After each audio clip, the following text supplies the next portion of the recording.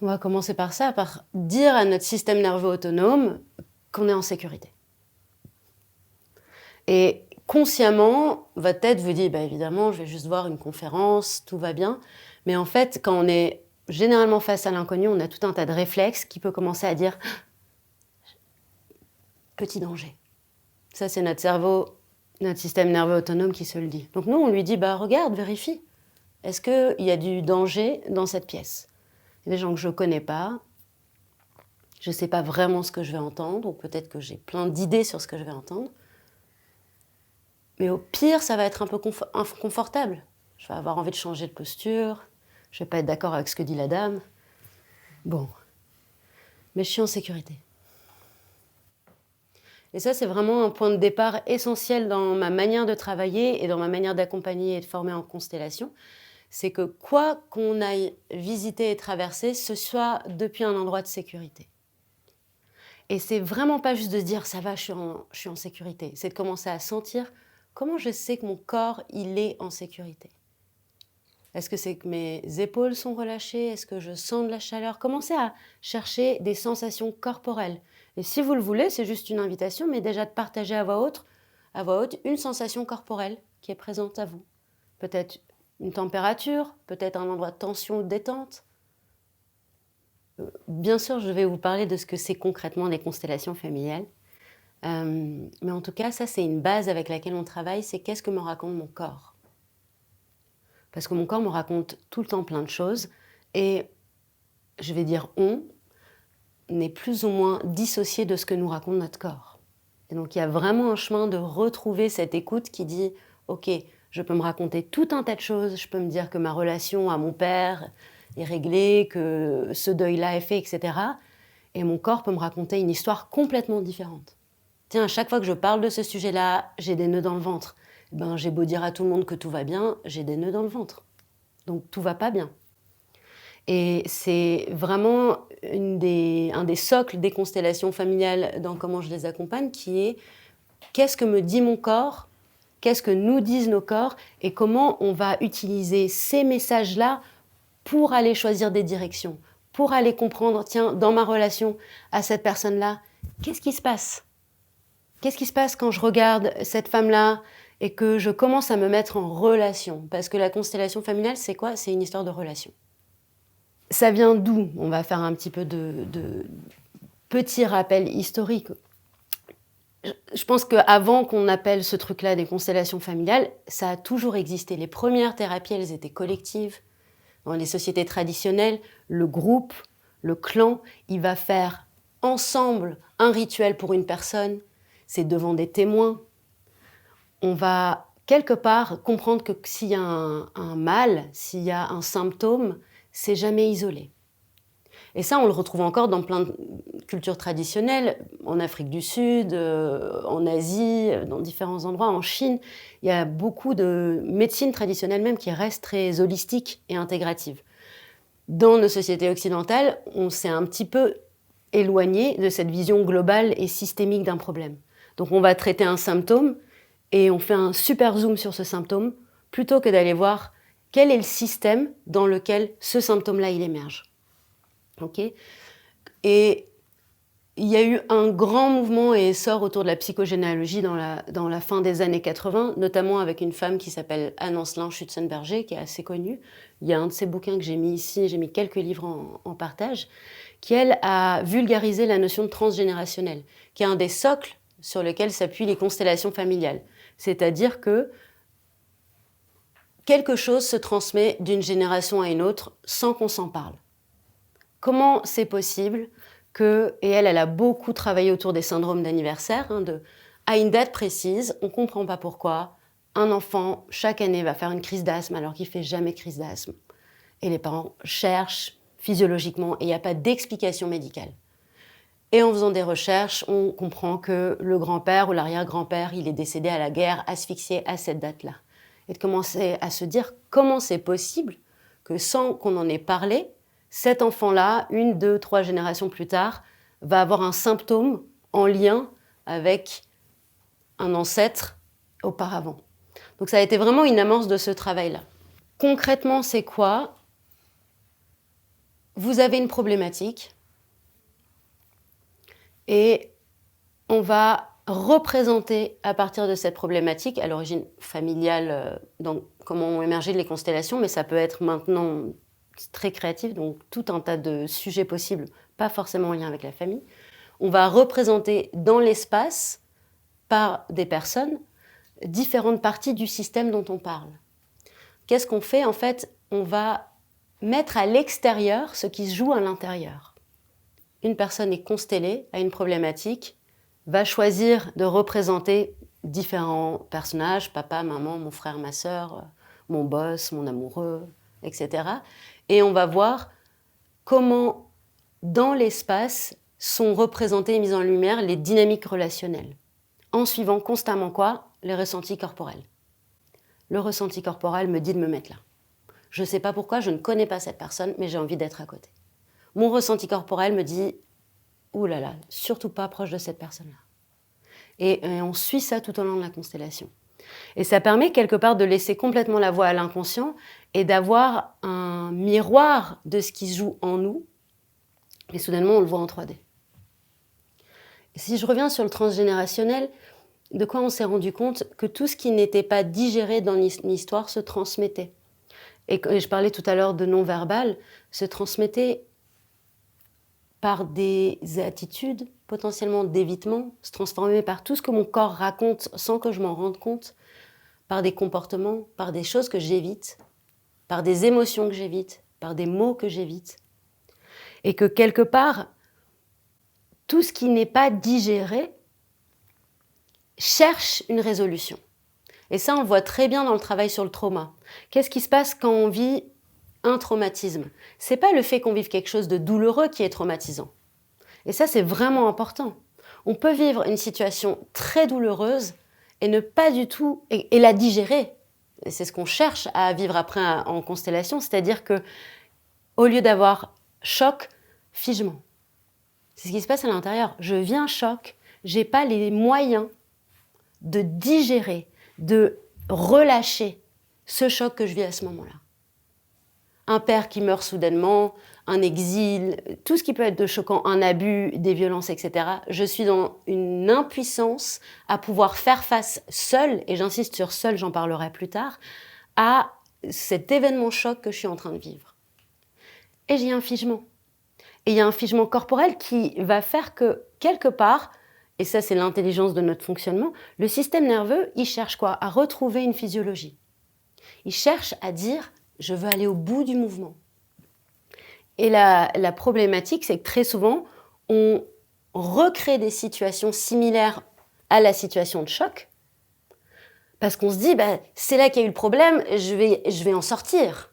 Je retourne sur les mêmes chemins, sauf qu'on n'a pas forcément mis à jour le système. Donc on se remet en danger, on revit des situations répétitives, douloureuses, mais on ne trouve pas la porte de sortie. Parce que quelque part, peut-être que je suis encore seule, que je veux faire tout seul. Et tout ça, c'est inconscient, c'est pas moi qui me dis je vais retourner, passer dans cette relation vraiment pourrie pour voir ce que ça fait. C'est juste que je suis dans cette boucle-là. Je vais faire des parallèles entre système nerveux, et je parle beaucoup du système nerveux, et parler de schéma répétitif, parce qu'à l'origine, quand les constellations ont émergé, on est dans les années 80, c'est aussi une phase où il y a beaucoup de thérapie cathartique, beaucoup d'accompagnement autour d'aller exprimer très très fort ses émotions, d'aller laisser sortir, et très peu de travail à ce moment-là sur la retraumatisation. Et le fait de se rendre compte que si je ne suis pas en train de faire attention à mon système nerveux, je vais peut-être sortir une énorme colère, etc., mais pas avoir forcément l'outil d'aller réguler mon système pour vraiment relâcher jusqu'au bout. Et du coup, ça a donné des vagues de thérapie très fortes, très explosives, donc qui donnent l'impression qu'il se passe des choses assez incroyables, mais qui, a posteriori, on se rendait compte que ça ne réglait pas forcément les symptômes problématiques, d'une part, voire on rentrait dans de la retraumatisation. Et donc, ça fait là une dizaine d'années qu'il y a quand même énormément de travaux qui sortent sur la théorie polyvagale, sur la régulation de nos systèmes nerveux, et que dans la façon dont je travaille avec la personne avec laquelle je me suis formée, Eric Laudière, on intègre vraiment une attention au trauma et au système nerveux dans les constellations. Et ça change tout. Et qu'est-ce que c'est la base? C'est sécurité. Et qu'est-ce qui se passe quand je suis en sécurité? Je peux me relier. Parce que quand je me sens en danger, je ne peux plus être en lien. Quand inconsciemment ou quand mon système nerveux se sent en danger, on a des réflexes qui sont au-delà de nous-mêmes, qui sont quoi? Je vais me battre. Je me sens attaquée, je vais me battre. Je vais me défendre. Je vais me barrer. On va fuir. Ou je vais figer. Et le pire, je reviendrai peut-être dessus, c'est que figer, c'est qu'il n'y a plus de mouvement.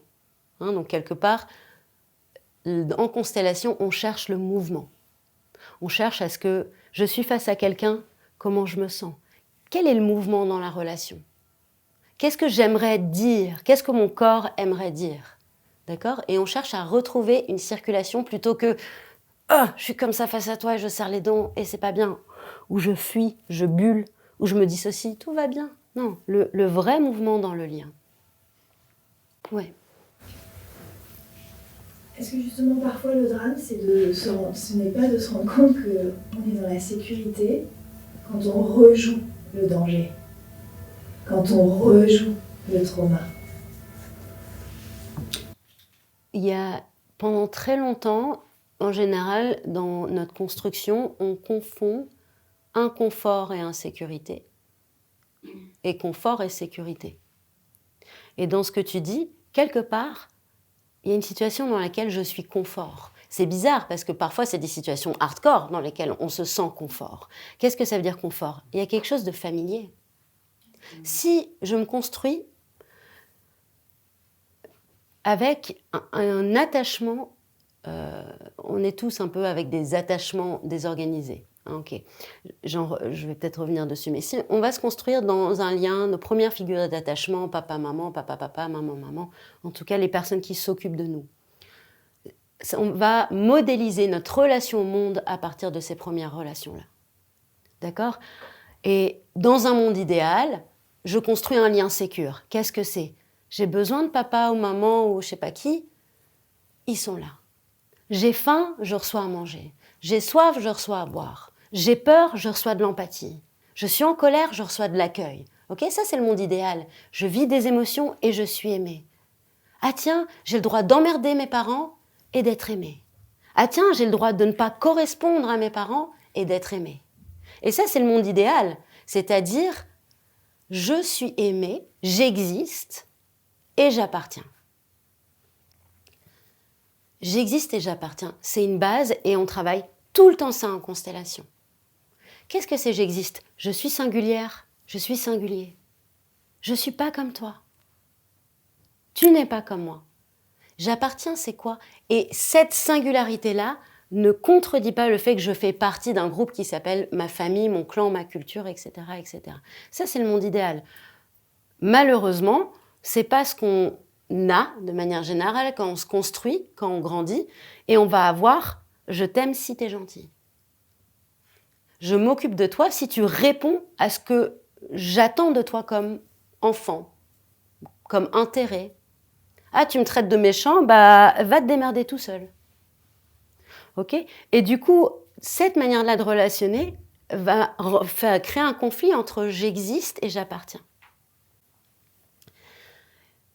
Et on se retrouve à associer des choses, et c'est là que je reviens sur ce que tu disais, qui vont être de commencer à croire que l'amour, c'est ça. De commencer à croire qu'une relation, c'est ça. Que c'est normal. Donc que ma zone de confort, c'est si on m'a dit « je t'aime » et que derrière on m'a foutu des claques. Bah, être aimé, ça va avec la violence. Et il y a un truc d'autant plus vicieux, c'est qu'un enfant, dans sa construction psychologique, il ne va pas se dire « mon parent qui est celui duquel je dépends et dont ma sécurité », parce qu'à ce moment-là, on parle de survie. Aujourd'hui, en tant qu'adulte, mon parent me dit « j'aime pas ce que tu manges », j'en ai rien à foutre. Je suis autonome dans la prise en charge de mes besoins. Mais en tant qu'enfant, j'ai 8 mois, mon parent décide d'arrêter de s'occuper de moi, je meurs. Donc là, à ce moment-là, le danger de mort, il est réel. Et donc l'enfant, il a un réflexe d'une intelligence incroyable, c'est qu'il va se dire pour ma survie, y compris psychique, je ne vais pas me dire que mon parent est hardcore, je vais me dire, qu'est-ce que j'ai bien pu faire pour mériter ça? Début de la culpabilité, début de c'est moi le problème. Je digresse, mais je digresse parce que pour moi, c'est complètement essentiel dans le travail qu'on va faire en constellation. C'est que si je reviens sur le titre que j'ai eu envie de mettre, qui est un petit peu comme ça, grandiloquent, c'est dire qu'est-ce qui guérit en constellation? Pour moi, le premier pilier, c'est le lien. Et c'est pas n'importe quel lien, c'est le lien sécure.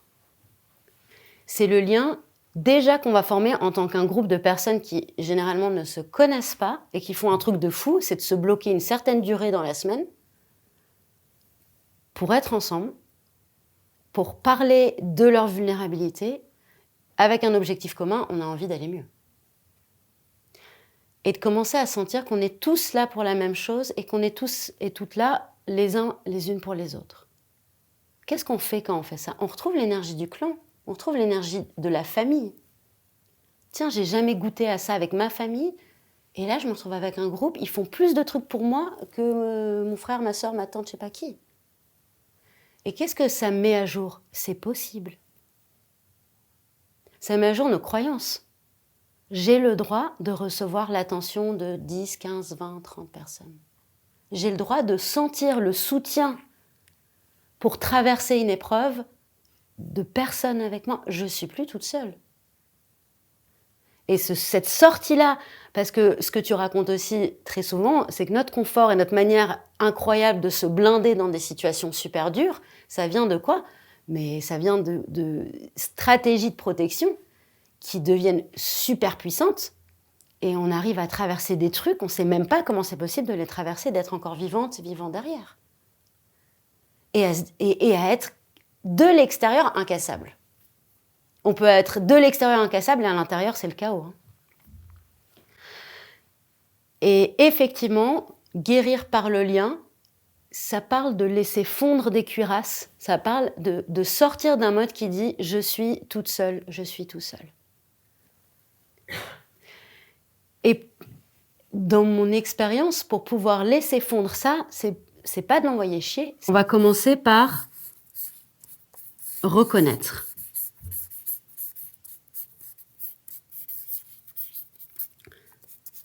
Qu'est-ce que ça veut dire? Là, je parlais des stratégies de survie. Peut-être reconnaître que j'ai peut-être plus besoin de me blinder à chaque fois que je rencontre quelqu'un, parce qu'aujourd'hui, si quelqu'un m'aime pas, je reste vivante. Mais de reconnaître qu'à un moment, le fait de me blinder, ça m'a sauvé la vie. Le fait de me démerder toute seule, ça m'a sauvé la vie. Ça, c'est reconnaître. Si je retourne, si je dézoome et je retourne dans le point de vue transgénérationnel, qu'est-ce que c'est reconnaître? Une place, c'est une place. Un père, un parent, c'est un parent.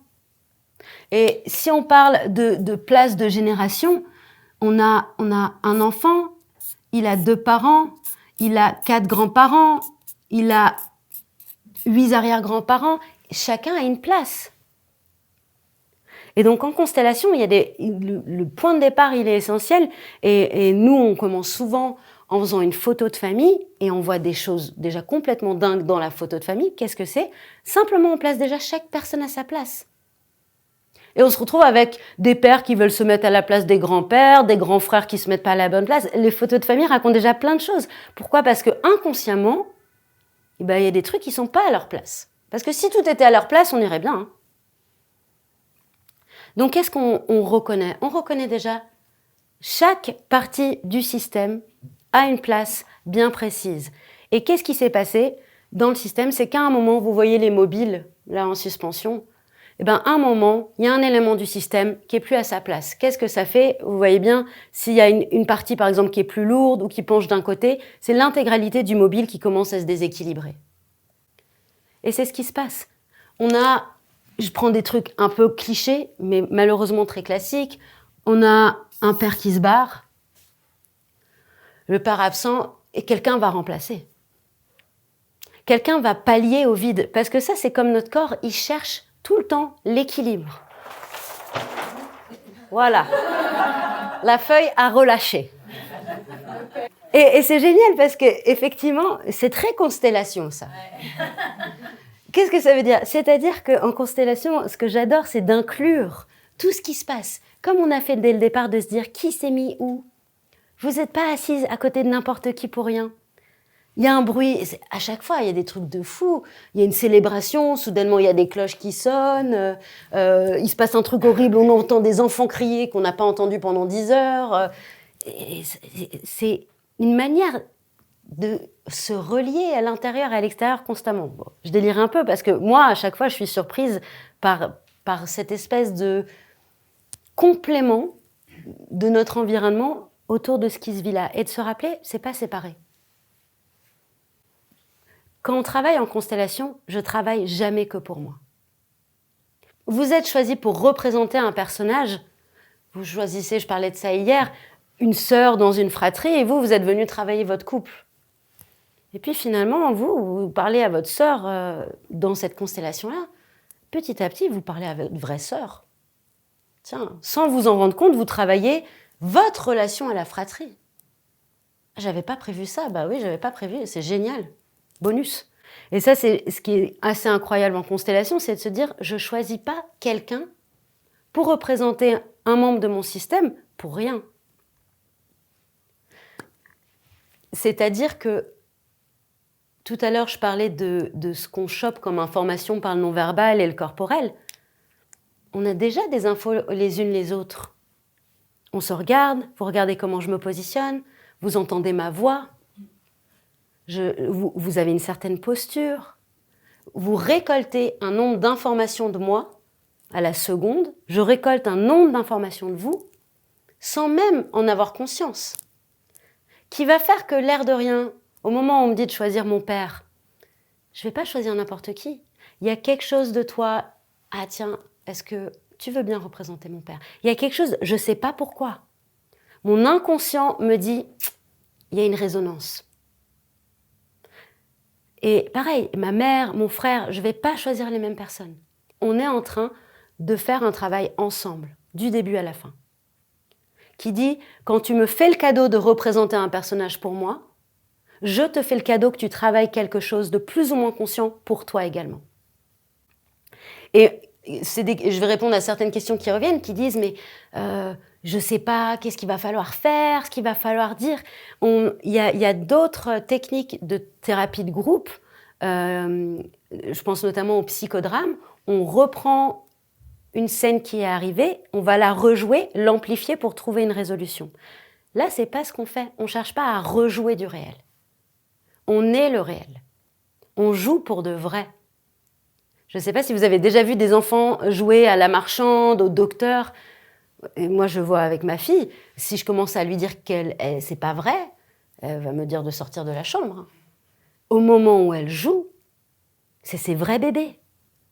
C'est ses vrais patients, c'est ses vrais clients. C'est pour de vrai. Et en constellation, on se retrouve à se dire, bon bah oui, je vais bien représenter ta sœur, je ne sais pas trop ce qui va se passer. 4 minutes plus tard, je ressens plein de choses, je ne sais pas pourquoi, toi je t'aime bien dans la vraie vie, puis là je suis en colère, j'ai envie de te tourner le dos. On joue pour de vrai. Et qu'est-ce qu'on suit? Les ressentis corporels et émotionnels. Et il y a une part de mystère. Je le dis par avance, peut-être que la question viendra tout à l'heure dans le temps qui est plus dédié aux questions. Il y a des choses qu'on peut expliquer, comme ce que je nommais de comment l'inconscient récolte du langage non verbal. Il y a une part de mystère. Qu'est-ce qui fait que je me rappelle de quelqu'un qui est choisi pour jouer une histoire d'avortement d'un ancêtre très jeune, etc. Et à la fin, elle dépose des rôles.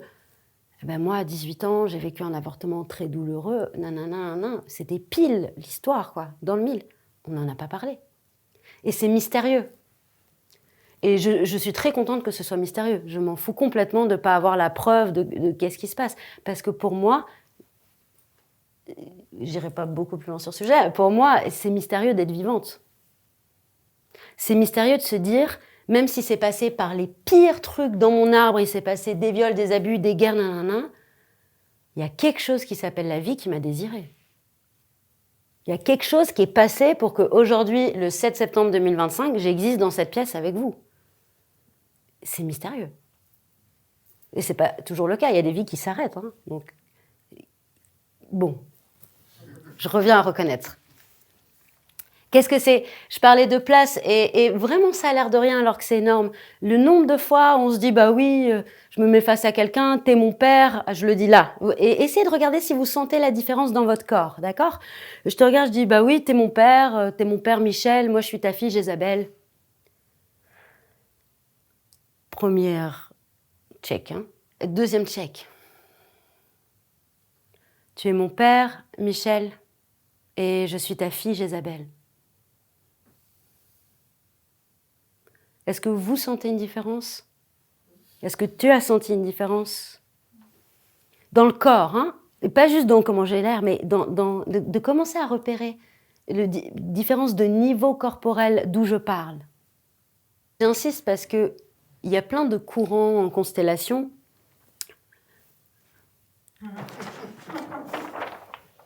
Donc j'ai parlé de Schützenberger. Après, dans vraiment les constellations familiales, on a en même temps à 2 endroits différents de la planète. Et ça, c'est assez génial. Dans les histoires des inventions qui émergent dans différents endroits en même temps, il y a des théoriciens qui ont parlé de ça. Alexandre Jodorowsky, qui vient d'Amérique latine, qui est un artiste notamment, qui vient du théâtre, et Bert Hellinger, qui est à l'origine un missionnaire enseignant allemand, qui est devenu ensuite, après avoir passé, je crois, une quinzaine ou vingtaine d'années en Afrique du Sud, qui est devenu ensuite un psychanalyste et psychothérapeute. Et en même temps, en l'appelant différemment, ils ont fait un énorme travail sur l'arbre, sur le fait de se dire... Jodorowsky, il a beaucoup travaillé sur ses parents d'abord, sur sa famille, et de se dire, on porte notre arbre en nous. Hein, ce que je disais à l'intérieur, je porte inconsciemment mes parents, mes grands-parents, mes ancêtres, et de commencer à représenter, dire, bah, tu sais quoi, choisis ton père, choisis ta mère, et de voir ce que ça changeait, que cet arbre-là, on le représente à l'extérieur. Constellation familiale. Sauf que lui, il ne l'a pas appelé comme ça. Bert Hellinger, lui, il a beaucoup travaillé dans des groupes, sur travailler les dynamiques de groupe, et il a créé ce qui s'appelle les constellations familiales, avec un cadre assez aussi clair de parler de la place de chacun, de comment on reconnaît les ancêtres, gros travail sur la loyauté familiale aussi. Voilà, donc eux, en même temps, ils ont, et c'est les années 80, commencé à diffuser, à expérimenter l'outil qui sont les constellations familiales. Moi, je viens de la lignée d'un élève de Jodorowsky qui s'appelle Éric Lodière, qui a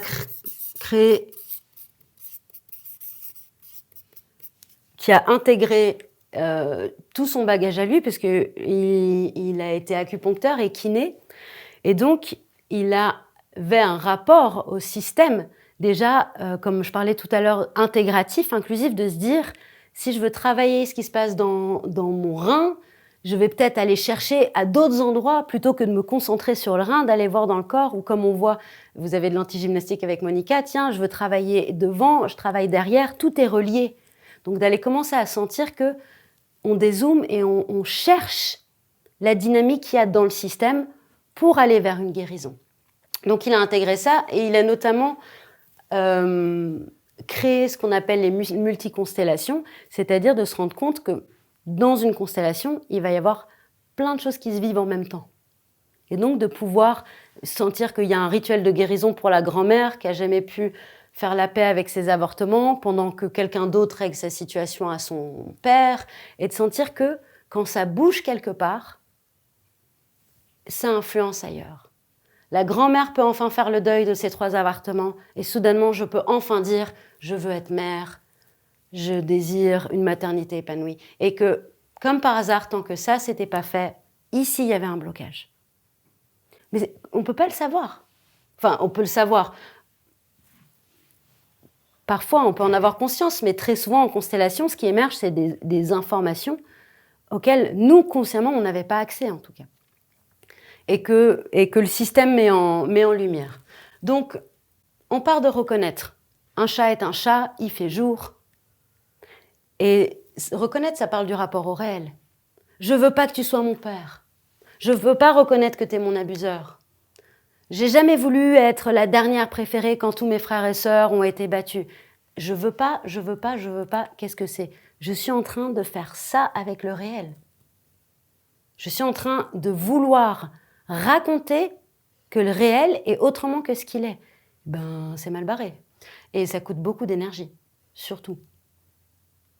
Et très souvent, ce qui se passe, c'est que c'est notre corps qui va nous faire sentir qu'on dépense une énergie de dingue à lutter avec le réel. Et le réel, c'est ramener de la sécurité. Le système est en train de se dire, je prends des trucs classiques à chaque fois. Je rêve d'une rencontre amoureuse, mais dès que je rencontre un homme ou une femme, je me sens en danger. Et du coup, j'arrive pas à vivre une relation amoureuse épanouie parce qu'à chaque fois, je suis en danger. Le réel, est-ce que là, tout de suite, je suis face à cette personne, je suis en danger ? Non. Qu'est-ce qu'on rééduque ? Notre neuroception, le truc dans le cerveau qui s'est habitué à dire ça, c'est du danger. Et bien, petit à petit, on lui dit, tu as l'impression, est-ce que tu peux vérifier dans le réel ? Ma mère m'a jamais reconnue, non. Et là, on a une mère qui dit, je suis ta mère, je te reconnais. Ma mère m'a jamais reconnue. Est-ce que là, tout de suite, tu peux entendre que la représentation de ta mère te reconnaît ? Et pourquoi, en général, on reste dans la boucle ?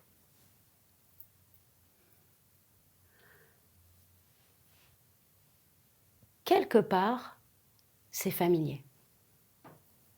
Quelque part, si j'accepte d'être reconnue enfin par ma mère, si je me rends compte que pendant 30 ans, 40 ans, 50 ans, ça m'a manqué et j'en ai souffert et je l'ai fait payer à plein de gens, où je me suis empêchée d'être aimée, mais là, putain, c'est là. C'est possible. Il y a quelque chose qui fissure. Il y a quelque chose où je ne vais plus pouvoir être la victime pas reconnue par ma mère ad vitam aeternam. Et attention, je mets victime entre guillemets. Il y a un moment dans le temps où j'ai été victime. D'accord ? Et ça, j'insiste, c'est reconnaître. Il y a un moment dans le temps où j'ai souffert concrètement que mon père n'était pas là. Si je passe 30 ans à être bloquée à ce moment-là, c'est la merde. Et donc, qu'est-ce qu'on fait ? On dit oui, il y a un moment dans le temps où tu as été victime de cette situation. C'est vrai. On est en 2025. Hello. Et ça, c'est énorme. Et ça, parfois, ça se fait en un week-end de constellation. Parfois, ça se fait en 12 000 ans. En plusieurs générations. Moi, je ne vais vraiment pas vous vendre les constelles en vous disant que c'est une pilule magique. Tu viens en constellation en te disant « j'ai un problème à cet endroit-là, je ne comprends pas pourquoi ». Okay. Moi, je ne comprends pas pourquoi. À chaque fois que je réussis un truc, bim, j'ai un événement pourri qui se passe à ce moment-là. Tu vois ? Ça va aussi t'aider à reconnaître la constellation, finalement, la configuration de la problématique ou de la question. Tu vas reconnaître, va faire partie du processus. Mais parce que j'ai l'impression d'entendre ça dans ta question, attention, reconnaître, ça ne veut pas dire comprendre. Ah oui, voilà, ok. Ma vision des constellations, c'est on n'est pas là pour comprendre. Et je vais rajouter quelque chose, on n'est pas là pour croire que ce qui s'est passé dans la constellation, c'est la vraie histoire. C'est pas Madame Irma qui vous dit dans ta vie antérieure, il s'est passé ça, ton grand-père, il a vécu ça, et blablabla. C'est vraiment pas pour moi ce que sont les constellations. Les constellations, c'est un reflet, c'est comme un rêve. On est dans le monde du symbole, on est dans le monde du langage de l'inconscient. Et effectivement, et c'est ce qui fait un peu le côté buzz des constellations, c'est que fréquemment, quand on vérifie dans le réel, tiens, en constellation, il y a une grand-mère, on comprend qu'elle a été abusée, et puis j'ai la possibilité de vérifier dans mon arbre, et bingo, on n'en a jamais parlé, et c'est vrai.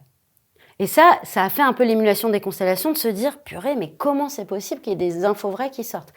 Mais c'est précieux pour moi de se dire, c'est pas l'essentiel. L'essentiel, c'est quoi ? Je vais faire un truc bizarre. Je vais sauter l'étape du milieu. Mais je vais revenir. La troisième partie de la vague, c'est quoi ? C'est relâcher. L'essentiel, c'est je me sens en paix avec le réel. C'est pas je suis contente du réel. C'est pas je pardonne tout ce qui s'est passé dans mon réel. C'est pas j'aime le réel. Et on revient entre la différence que je nommais tout à l'heure, entre l'inconfort et l'insécurité, de commencer à les décoller. Et c'est vraiment important, parce que quand on est enfant, l'inconfort d'avoir faim, j'ai mal au ventre, je commence à avoir peur, c'est insécure. C'est-à-dire, si la nourriture ne vient pas à un certain moment, comme je le disais tout à l'heure, si je pleure et personne vient à un moment, je peux faire disjoncter mon système. D'accord ? Donc, l'inconfort, quand on est enfant, il peut être égal à insécurité, il peut être égal à danger. Mais très souvent, en tant qu'adulte, inconfort, ça va, vous voyez cette incroyable écriture ? Vous me dites, hein ?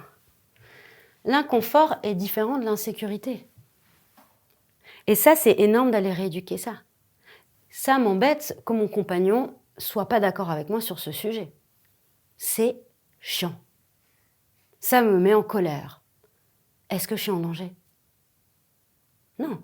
Mais selon mon histoire, si quand on n'est pas d'accord avec moi, je perds le lien, dans les classiques, ah, t'es pas d'accord ? Hop, je te parle pas pendant 2 heures. Ben, c'est dangereux. Donc si moi, j'ai ce programme-là, mon chéri n'est pas d'accord avec moi, merde, qu'est-ce que je fais ? Attachement anxieux. Alors, il faut qu'on règle la situation. Vous connaissez le classique de s'il y a un problème, il faut aller au bout, écoute, tout aille bien tout de suite, parce que sinon, vous êtes en anxiété. Bon, peut-être vous ne connaissez pas. Tant mieux pour vous. Ce truc de « je sens une distance dans le lien », ça devient grave. Ça vous parle à quelques-unes ? Ok, parce qu'il y a un autre réflexe. On n'est pas d'accord, je m'en fous. On n'est pas d'accord, je vais m'occuper d'autres personnes. Ça ne me fait rien. Fuyante. L'autre, anxieux. Tout à l'heure, vous vous rappelez, je parlais des attachements, qu'on a différentes manières de construire notre attachement dans la relation à l'autre. Et donc, on est plus ou moins anxieuse ou fuyante. Et donc, ce qui va faire qu'on va confondre des trucs et on va se dire, c'est inconfortable, c'est grave. Non, c'est pas grave, c'est juste inconfortable. Et c'est ça qui est génial dans les constellations, c'est qu'on va aller dans des endroits complètement fous, très, très, très inconfortables, potentiellement. Pas que, on vit des moments très joyeux aussi. Mais souvent, on a plus peur des moments inconfortables, donc c'est pour ça que je parle de ça. On va vivre des trucs inconfortables en sécurité. Et c'est énorme. Et du coup, là, je parlais de la paix. La paix, c'est quoi ? Je vais... Quelque part, je parlais tout à l'heure du figement, je suis arrivée à aller au bout du mouvement. Je suis sortie de ma boucle. Je suis arrivée à passer par cette étape-là, embrasser. Qu'est-ce que c'est ? C'est accueillir, mais c'est accueillir de manière globale, c'est accueillir dans le corps. Accueillir toutes les émotions qui sont là. J'ai réussi, c'est pas le bon mot, je suis passée par, je prenais l'exemple, t'es mon père, reconnaissance, des 2 côtés, très important. Puis maintenant, qu'est-ce que je sens face à toi ? Tiens, je suis en colère, t'as pas été là, et j'ai le droit. Et là, je fais la version facile où la personne, elle ose être en colère. Très souvent, on n'a pas le droit de la dire, cette colère.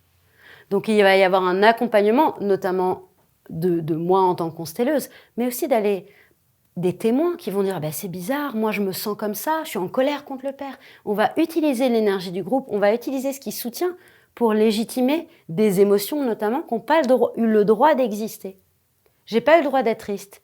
J'ai pas eu le droit d'être triste de quitter ma terre parce qu'il fallait se concentrer sur le nouveau pays. Très classique dans l'inconscient collectif des peuples exilés. je me concentre sur mon nouveau pays. J'arrive là, c'est ça ma vie. Mais putain, j'avais mes amis, mes grands-mères, mes trucs, mes repères. Et là, je prends beaucoup d'exemples sur le focus en individuel. Mais en constellation, on travaille très souvent aussi notre inconscient collectif. Les inconscients comportent, si je suis d'une certaine origine, un peuple, chaque culture a des inconscients particuliers, ont des mémoires collectives, des images, des constructions particulières. On voit très souvent en constellation, s'il y en a quelqu'un d'origine arménienne ou de confession juive ou de tradition juive, ou différentes traditions qui existent, et cultures qui ont vécu des génocides, ou si on travaille aujourd'hui sur Gaza, etc., on va travailler avec des inconscients qui sont traumatisés à échelle collective. Et ce qui est incroyable, c'est qu'à échelle collective, on va faire des mises à jour et pouvoir reconnaître ça. Et ça existe très souvent dans le rapport genré aussi, dans le rapport homme-femme. Très souvent, à un moment dans les constellations, on parle d'abus. On va quelque part, je suis une femme, j'appartiens à un grand club qui s'appelle les femmes. Je suis un homme, j'appartiens à un grand club qui sont les hommes. Et quelque part, au nom des hommes, je suis désolée. Au nom des femmes, je suis désolée. Et là, on travaille à échelle collective, on rentre, je ne sais pas pourquoi je parle de ça, je n'avais pas prévu, mais on rentre dans des constellations qu'on appelle des constellations rituelles, parce que c'est un peu plus désidentifié. Et très souvent, les constellations peuvent évoluer vers ça, dans la façon dont généralement les personnes de cette école-là travaillent, c'est-à-dire qu'on parle d'une problématique d'une personne et on se rend compte de quoi ? C'est universel. En général, c'est universel. Que directement je l'ai vécu, qu'au-dessus de moi on l'ait vécu, on parle tous des mêmes histoires. Ça a juste un scénario un peu différent, des décors différents, des costumes différents. Mais quelque part, on parle constamment de relation et de là où la relation elle a été interrompue. Et donc embrasser, j'ai enfin l'espace sécure, et peut-être que je vais mettre la sécurité vraiment là parce que c'est essentiel. J'ai enfin un cadre, un contenant sécure, et je fais exprès de parler de contenant. Bien sûr, il y a le lieu qui est contenant. Il y a le groupe qui est contenant, il y a le cadre de la thérapeute qui est contenant. J'ai différents contenants qui font qu'à l'intérieur de ce contenant, je peux prendre le risque d'être vulnérable, d'exprimer ce que j'ai besoin d'exprimer, en sachant qu'ici, là, personne n'a le droit de me faire de mal. En sachant que je peux enfin, en sécurité, exister, dans le sens d'être moi-même dans la relation. Donc, c'est une étape nécessaire pour arriver là. Et il y a plein de gens, ils disent « j'ai reconnu, j'ai relâché ». C'est facile. Cette étape-là, elle est très courageuse. Parce que c'est là qu'on déconstruit beaucoup de nos identités, quelque part. C'est là qu'on laisse apparaître d'autres couleurs de nous. Tiens, je suis toujours la personne qui gère, et puis quand j'embrasse, je vais être dans une vulnérabilité, presque, peut-être même enfantine, que j'ai jamais pu compter sur personne. Et là, il y a des inconnus qui vont être à côté de moi et que je vais potentiellement autoriser à me faire un câlin. Qu'est-ce que c'est, le câlin ? Et ça me touche, je suis surprise, je suis émue. C'est quelque chose de primordial qui dit « ici, tout va bien ». Je t'aime tel que tu es. Et quand je reçois un câlin, quand je reçois de la tendresse, même si c'est une personne inconnue, et que je la laisse rentrer, parce que c'est vraiment une étape de se dire « j'accepte de recevoir de la tendresse ». Mon corps le sent, je guéris. Et je ne parle pas de guérison miraculeuse physiologique, là je parle d'une guérison de mon cœur. Parce que mon cerveau, il ne fait pas la différence d'une certaine manière. Si mon émotion, elle est vraie, point. Je m'en fous que c'est Janine de la Biocop qui joue ma mère et qui m'offre ce truc-là. au moment où je reçois le câlin, qui dit « je t'aime tel que tu es », je reçois un câlin d'un humain bienveillant, d'une humaine bienveillante qui me dit « je t'aime tel que tu es ». Ça guérit. Et c'est ce qui fait très souvent, ce que j'observe en fin de week-end, de stage de constellation, que le niveau d'intimité et de tissage entre les personnes, les gens ne veulent pas se lâcher, hein. Ils continuent à parler, ils restent, parce qu'il y a quelque chose de se dire « Waouh, on a traversé des trucs ensemble que j'ai peut-être traversé avec personne d'autre sur Terre, de ce niveau-là d'intimité, de ce niveau-là d'engagement ensemble, et qui me rappelle un truc de fou qui est « j'appartiens ». Je ne suis pas toute seule, tout seul.